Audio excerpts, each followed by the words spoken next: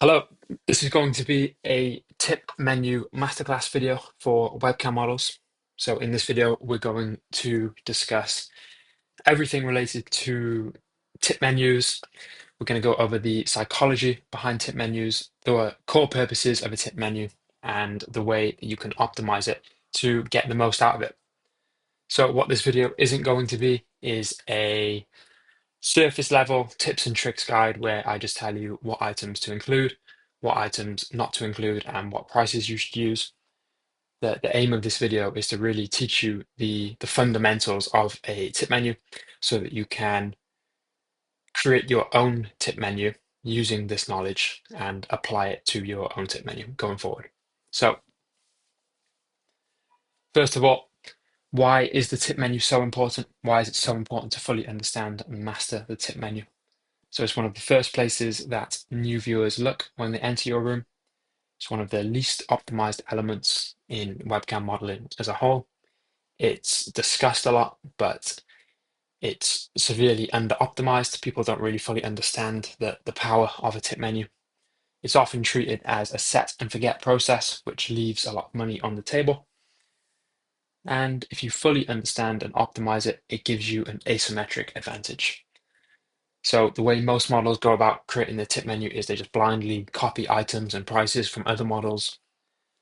They take bits and pieces of advice from various places on the internet and they put them together and that is how they create the tip menu. They just combine all of these different pieces.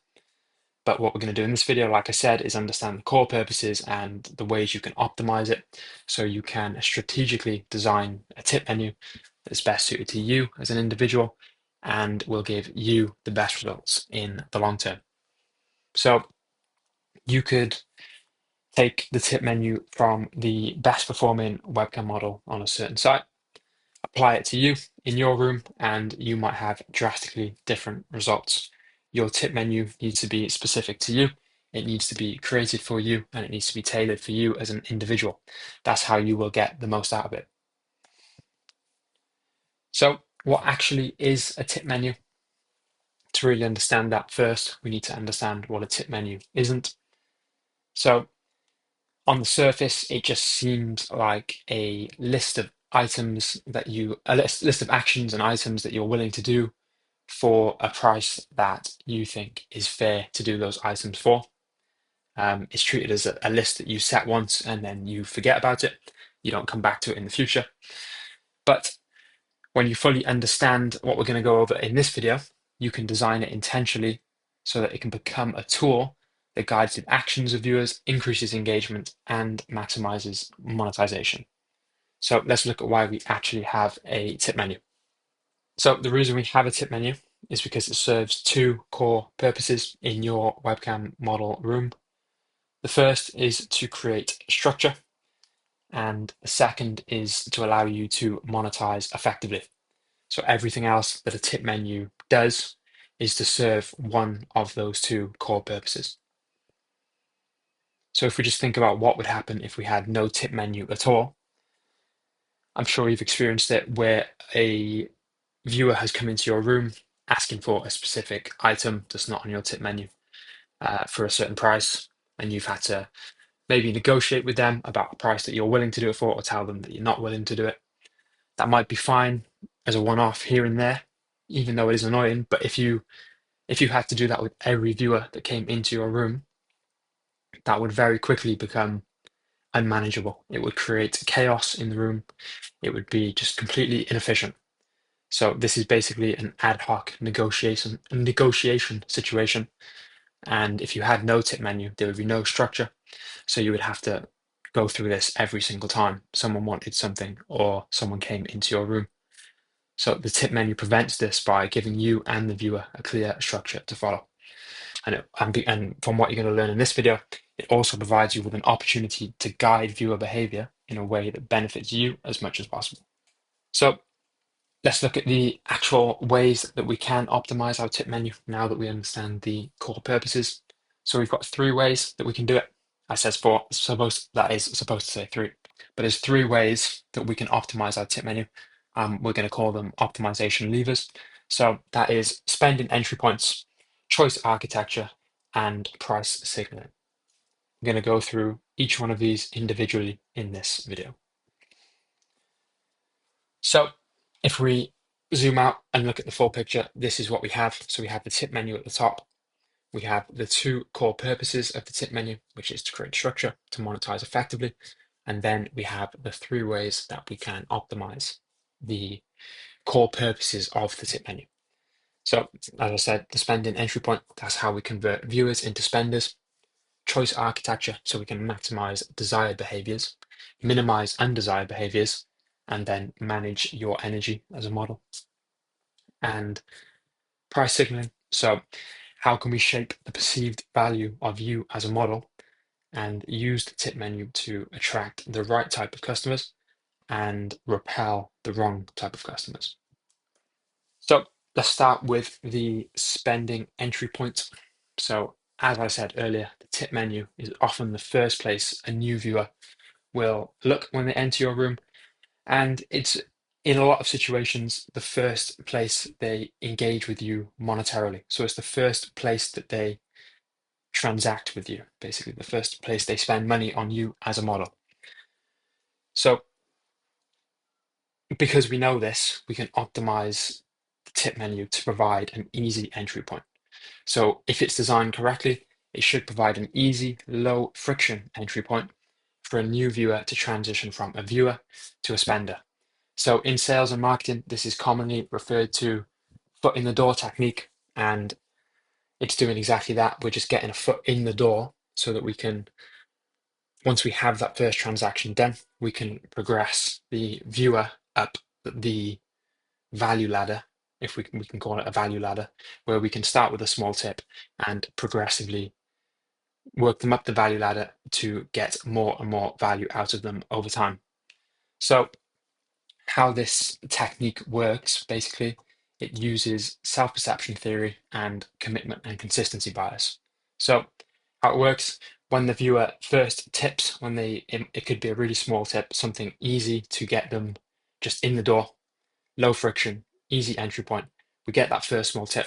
When they make that first transaction, their identity shifts. So in their mind, before they tipped, they were just a viewer. So they're not consciously thinking this. They're not sat there thinking, I'm just a viewer.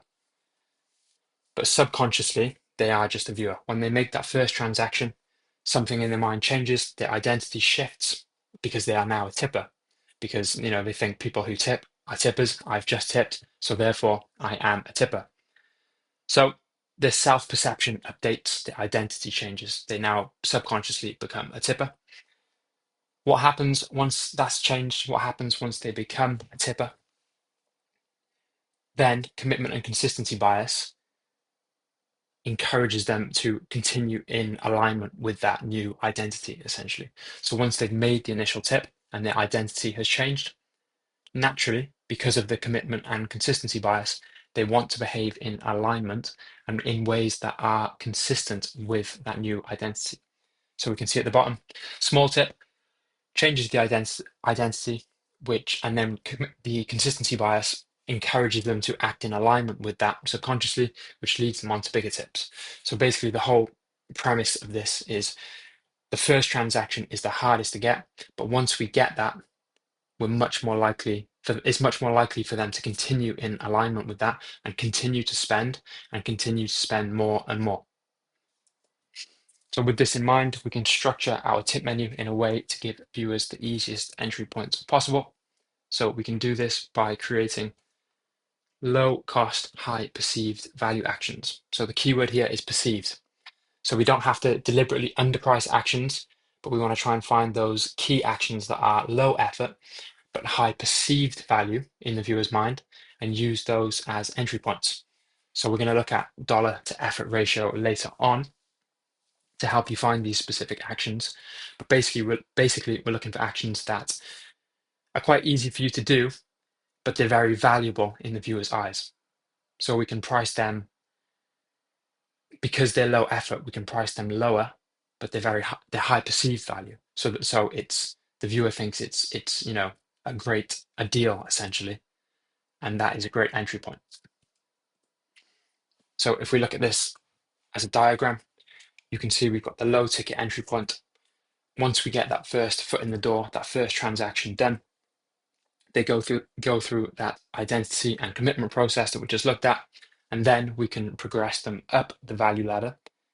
So we can progress them from the low ticket to the mid ticket to the high ticket, and then to a private share, which is the most value that we can get.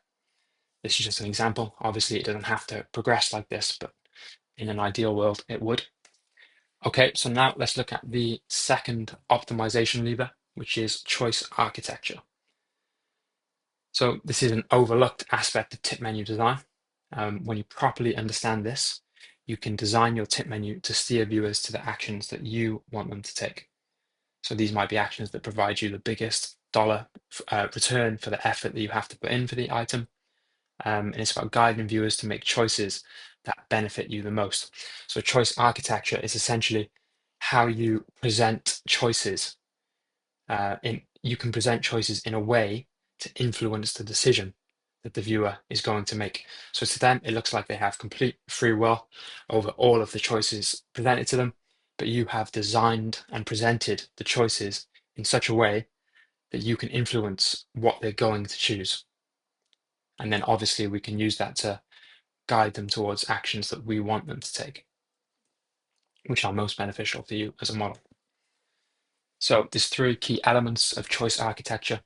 So these are things to keep in mind when you are designing your tip menu and architecting the choices, essentially designing the choices that you're going to present to the viewer. So how many and which options do you present? So if you present too many, they might be overwhelmed. You don't want to present options, obviously, that you don't want to do. That's so how many is the key part, really. If you have too many on there, then there's too much. And often if the viewer is overwhelmed when they see too many options, they might decide to not make a choice at all, and therefore not tip at all. How do you describe the options? So the way you describe different items on the menu will make a big difference to which the viewer naturally feels inclined to choosing. And how do you show the options? So what order do you present them in? If you have a longer tip menu, the ones at the top, dependent on the site and dependent on the way you can show the options on the site, but the order and the way that you show them, maybe the formatting, the color of the options, this is all going to make a big difference in the choices that the viewer ends up choosing. So an example of this, and one you might have seen in real life, is the popcorn effect. So if you have small, medium, and large, with a very small difference between the medium and the large, most people are much more likely to choose the large because it feels like a much better deal compared to the medium, even if they weren't planning on actually spending that much first. So the medium is there more of a decoy to anchor that price, rather than to be an option that the person designing this menu wants you to pick. It's used just to kind of frame the large as the best option to encourage you to choose the large option, which is ultimately going to lead to more money for the person designing the menu. So we can use the positioning of the medium option in the tip menu to push people to either the higher or the lower priced item. So for example, toy control for X minutes. If you have 3 different lengths of toy control, you can use this effect to push people to the one that is most beneficial to you, which will likely be the more expensive, longer time period. So if we apply choice architecture to engagement, the tip menu is a vital tool not only for direct monetization, but it can also be used as a tool to increase engagement, therefore increasing visibility and further monetization. So obviously, the tip menu itself is a tool for direct monetization, but at the same time, we can use it to indirectly benefit us via increasing the visibility and ranking of the room by designing the choices in a way that are going to increase engagement. So if we know that we have certain actions that massively increase engagement in the room, when users tip for those, the model is more active. Everyone really likes those actions, so the room grows. It encourages more chat activity. It encourages more tips, and then this kind of creates a self-reinforcing loop. because the model's more active, so there's more tips, so there's more chat activity, so there's more tips, so the model's more active, and it just kind of spirals upwards. So these are the two fundamental drivers of visibility and ranking, which is the frequent tips and the increased chat activity. So if we know that we have these kind of actions that are really good for increasing engagement, we can use choice architecture to guide viewers towards those items. If a tip menu action is high effort, we have it priced high, but it's really good at driving engagement and getting the room active, we might price this lower as it has large indirect benefits. So this is essentially a loss leader pricing strategy. So if we have those few items or actions that are really good at driving engagement, but they might be higher effort items, so we have them priced higher. If we know that if we know they're great at driving engagement, we could bring that price down because we don't just get the benefit of the action actually being tipped for and the money for the action itself. We get the indirect benefit of the increased engagement. So we want to encourage people to pick that item, or we could put that item at the top of the list so that it's the first thing people see. We could make the item really stand out. There's lots of ways we can use choice architecture to guide people towards these engagement driving actions, basically. So this is just a diagram of what I just explained. So you've got the loss leader tip menu item. That's the first, that's kind of the catalyst, the first item that they tip for. They tip for that. It increases the model's activity. The model performs the action.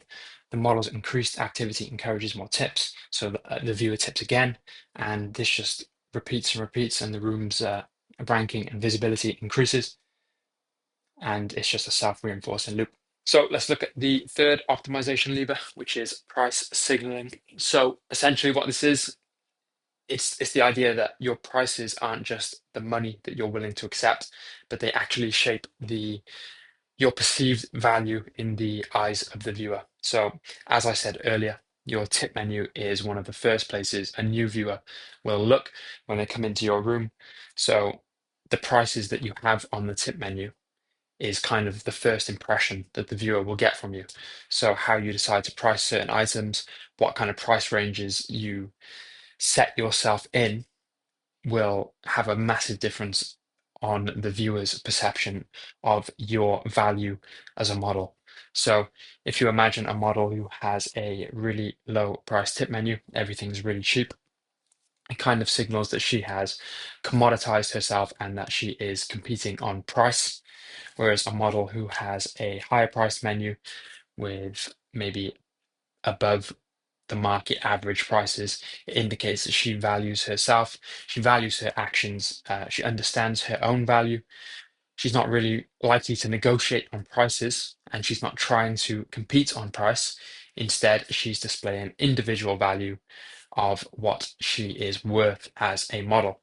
So not only does this change the perceived value of the model in the viewer's eyes, it also attracts and repels certain type of customers. So if you have really low priced items on your tip menu and you're trying to compete on price rather than compete on value, you are going to naturally attract the viewers who are jumping around the site room to room looking for the cheapest deal, looking for the model who will do the actions they want at the cheapest price. Whereas if you have higher priced items, if your menu is generally higher, on the higher side of things, then you're going to attract the type of viewers who are looking for models with value and who are looking for the models who understand their own individual value. The viewers who aren't just looking for who will do this the cheapest, but they're looking for the models who have the highest value in their eyes. So it filters out those the less desirable to the more desirable viewers. Okay, so now we know the three ways that we can optimize our tip menu. Let's go through a tip menu creation process that you can use to start designing your own tip menu. So first of all, we need to understand that the tip menu should be a dynamic, evolving list. It isn't, and it should not be a static, set once and forget list. So when you go through this process, you need to understand that you you should expect your tip menu to change over time. So we'll create the tip menu, then we'll take it to the market, aka the stream and your room. We'll test the list and we'll see how the market responds. And then over time, we iterate and change the items and the prices on the list using data. So you shouldn't expect to create a perfect tip menu the first time that never needs to be changed again. It's always going to be evolving. So your tip menu needs to be optimized for you, and it must be specific to your preferences and situation. So this kind of process is specifically for token sites, but you can apply this concept to any premium sites as well. So what possible items can go onto your tip menu? So every item is either an action or access. So everything that you're going to have on your tip menu is only ever going to be either an action you can perform or access to something. So the process, you want to start by listing all of the items that you are willing to do and what you aren't willing to do. So you want to create a kind of item inventory, and you want to add and take things away from this list over time. If you come up with new ideas or people request things for you to do, you can add it to this list over time so you can swap and test different things on your list. So you want to start with a list of everything that you're definitely willing to do, everything you're definitely not willing to do. And a good way to kind of think of things that you can do is by thinking about what you're frequently asked about in your room. So if you have people coming in asking for a specific action, a specific item all the time, then that's likely something you want to think about adding to your list so you can add that to your inventory. Once you have that inventory list, you want to assign effort scores 1 to 10, 1 being no effort at all, 10 being a lot of effort. And you want to go through each item and just think to yourself, how much effort does this take from me on the stream to perform? Once you have that, you want to start by picking your entry point actions. So, as I said earlier, you want to look for items that are low effort, but something you think the viewers will like. So the perfect combination of characteristics for a entry point action are things that are low effort, high perceived value, and also drive engagement, because these entry point actions are things that are going to be tipped for frequently. You're gonna do them a lot in your room, so you want them to be a really good entry point, and you want them to also drive engagement in the room, because that's going to really help bring rooms alive and build momentum within the room. Then you want to go through the list and assign a rough estimate price for each item. So you want to keep in mind the price signaling and the choice architecture principles that we talked about earlier, and the effort scores. So when you're creating this rough estimate of prices, there's no real way to assign a price and it be the perfect price from the start, because you're going to have to iterate and adjust that price over time as you test and as you adapt your tip menu. But when you're assigning those initial prices, keep in mind the effort that each item takes. Keep in mind the viewer perception from the price itself, and keep in mind choice architecture. So um, how you're pricing those items and how that's going to affect the choices that the viewers make. Once you've done that for your entire list, select 15 to 20 final items, including engagement drivers. So aim to start with 15 to 20 of these items. So 15 to 20 is a good solid number to start with. Any more than that, and it's going to be overwhelming. So start with 15 to 20, and then you can always adjust and adapt over time. And then we want to test and iterate over time. So once we have our initial tip menu that we are ready to take to the room and test, how are we going to collect the data and test different items and track over time? So we're going to use a simple spreadsheet to do this. I'll show you the spreadsheet that I use in a second. But the most important metrics we want to be tracking are the most and least used items, the highest and the lowest earning items, and the best dollar to effort and worst dollar to effort ratios. So these metrics tell you exactly what to adjust. Once you have once you have some data on this, you can then A/B test low dollar to effort items and frequently test different prices for your lower performing items. And you can, when you're doing these A/B tests, you can swap out the lowest performer, put a new item in. If it performs better, you keep that item. Then maybe for the next week, you swap out another item, you test a different item, and then over time, the winner stays in the list. And over time, the list gets better and better and better as you perform more of these A/B tests. So this is how we improve our tip menu over time by using real data and not just guessing prices and going off what we think is going to work. We use real data to make these decisions. Okay, so just as an example, here is the spreadsheet that we use to track, test, and iterate tip menus over time. So it's a simple spreadsheet. You can see we've got the items listed down the side here, the price of these in tokens, the effort, and the uses here, where we input the use, how many times each action gets used, and then we can see the earnings in site units over the period we've been tracking. The earnings in dollars, the dollar per use, and the dollar per effort level. So you can see each item has an effort level assigned. So obviously this is just example data that I'm using here with action 1, 2, 3. Obviously, if you were tracking this yourself, you could use the actual names of each item so it's clearly visible. And then if we come down, this is where we can see the output of the data that we're tracking. So you can see a visual representation of the most profitable items, and you can see the most profitable ones at a glance are the ones at the top, despite them being lower cost, much higher use. And then we can see the total earnings from the tip menu, the total earnings in site units, the average dollars per use, the average dollars for the unit of effort.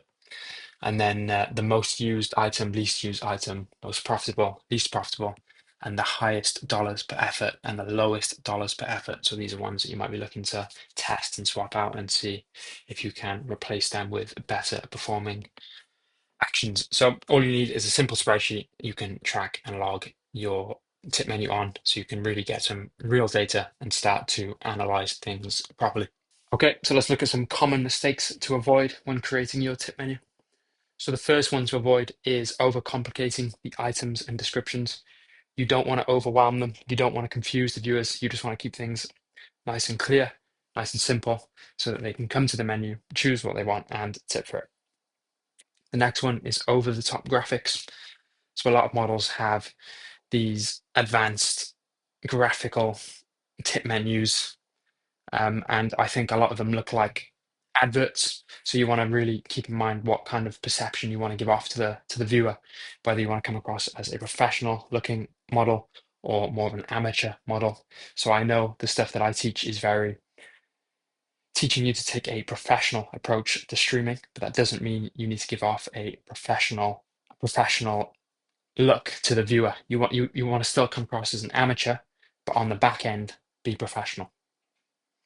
So if you have graphics that are really over the top, it comes across too transactional, too sales-like, too much of like a marketing poster, essentially. And then including too many items. So what we discussed with the choice architecture, if you include too many, viewers are more likely to be overwhelmed and opt out of making a choice entirely. Bad price distribution. So if you've got too many items on the tip menu that are too cheap, then you don't leave room for the higher ticket, the upsells. You don't leave room for the escalation from those cheaper items up to the more expensive items. And then the other way around, if you've got too many higher price items and not enough cheaper, low ticket items, the viewers they're gonna struggle. You're gonna struggle to get them into the system at all. You're going to struggle to get them tipping to begin with, and you're going to struggle to get them escalating up that value ladder. So you need a good, even price distribution. You need low ticket, mid ticket, high ticket items, including items you don't enjoy. So if you have items on there that you don't enjoy doing, no matter how profitable they are, over time, that's going to wear you out. It's going to take a toll on your energy, your mood, and your attitude towards streaming. It might be great in the short term. You might be able to put up with it in the short term for the extra money, but over the long term, you're going to really struggle to sustain that. No entry points, so this goes back to the price distribution. You need those low ticket high perceived value, low effort entry points. Underpricing high effort items. So if you've got items on your tip menu that are really high effort, really energy draining, they take they really take it out of you every time you have to do those items or those actions. If you have those underpriced, they're going to be tipped for too frequently, and you're not going to get what you deserve for doing those actions or for the items. And again, they're just going to drain your energy over time. So the most important point, going back to it, is we want to avoid overwhelming or confusing the viewer. So overwhelm can cause viewers to opt out of making a choice and tipping for anything entirely. So it should be easy for them to identify what they want and tip for it. We want to remove friction as much as possible. So I hope this has been a valuable video for you. I hope it's given you a new way to look at tip menus, and hopefully you can see the possibilities that you have with designing and creating your tip menu. And now you can go and create and design your own and test it over time to make it the best possible tip menu for you.